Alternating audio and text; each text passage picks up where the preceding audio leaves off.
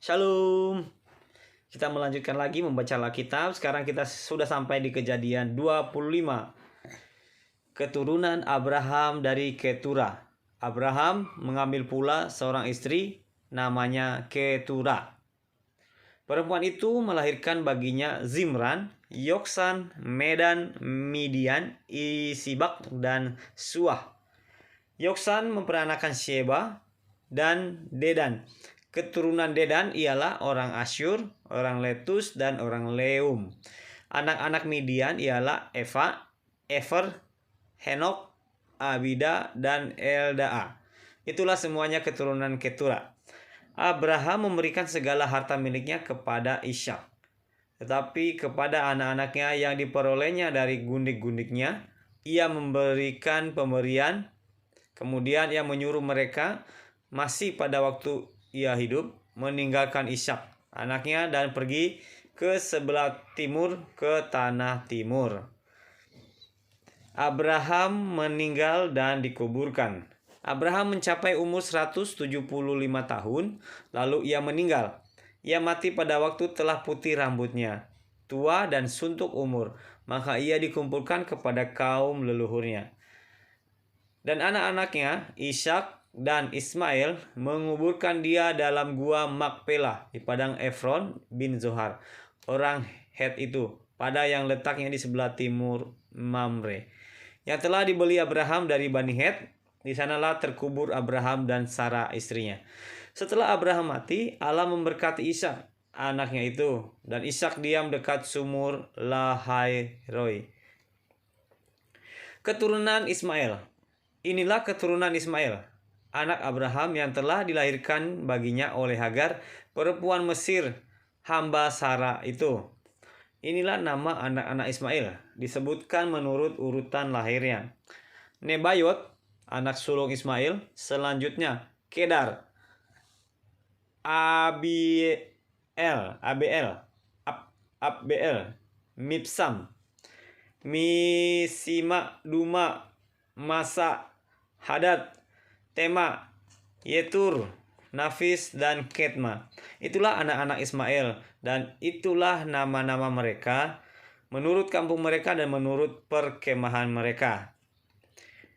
12 orang raja masing-masing dengan sukunya. Umur Ismail ialah 130 tahun. Sesudah itu ia meninggal. Ia mati dan dikumpulkan kepada kaum leluhurnya. Mereka itu mendiami daerah dari Hawilah sampai Syur, yang letaknya di sebelah timur Mesir ke arah Asyur. Mereka menetap berhadapan dengan semua saudara mereka. Esau dan Yakub.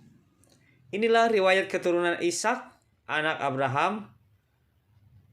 Abraham memperanakan Ishak, dan Ishak berumur 40 tahun ketika Ribka, anak Betuel, orang Aram dari padang Aram, saudara perempuan Laban orang Aram itu, diambilnya menjadi istrinya. Berdoalah Ishak kepada Tuhan untuk istrinya, sebab istrinya itu mandul. Tuhan mengabulkan doanya, sehingga Ribka istrinya itu mengandung. Tetapi anak-anaknya bertolak-tolakan di dalam rahimnya, dan ia berkata, jika demikian halnya, mengapa aku hidup? Dan ia pergi meminta petunjuk kepada Tuhan. Firman Tuhan kepadanya, 2 bangsa ada dalam kandunganmu, dan 2 suku bangsa akan berpencar dari dalam rahimmu. Suku bangsa yang satu akan lebih kuat dari yang lain, dan anak yang tua akan menjadi hamba kepada anak yang muda.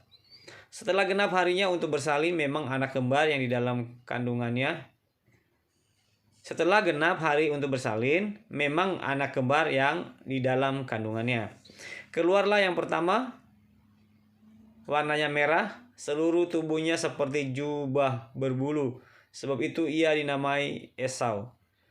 Sesudah itu keluarlah adiknya, tangannya memegang tumit Esau. Sebab itu ia dinamai Yakub. Ishak berumur 60 tahun pada waktu mereka lahir. Lalu bertambah besarlah kedua anak itu. Esau menjadi seorang yang pandai berburu, seorang yang suka tinggal di padang. Tetapi Yakub adalah seorang yang tenang, yang suka tinggal di kemah. Ishak sayang kepada Esau sebab ia suka makan daging, daging buruan, tetapi Ribka kasih kepada Yakub. Pada suatu kali Yakub sedang memasak sesuatu, lalu datanglah Esau dengan lelah dari padang. Kata Esau kepada Yakub, "Berikanlah kiranya aku menghirup sedikit dari yang merah-merah itu, karena aku lelah."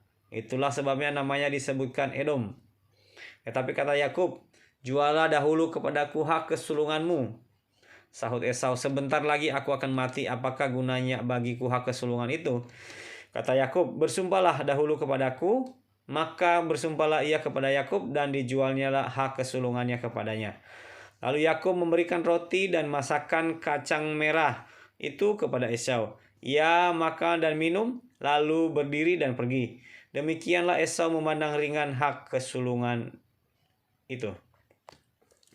Demikian membaca Alkitab hari ini. Terima kasih.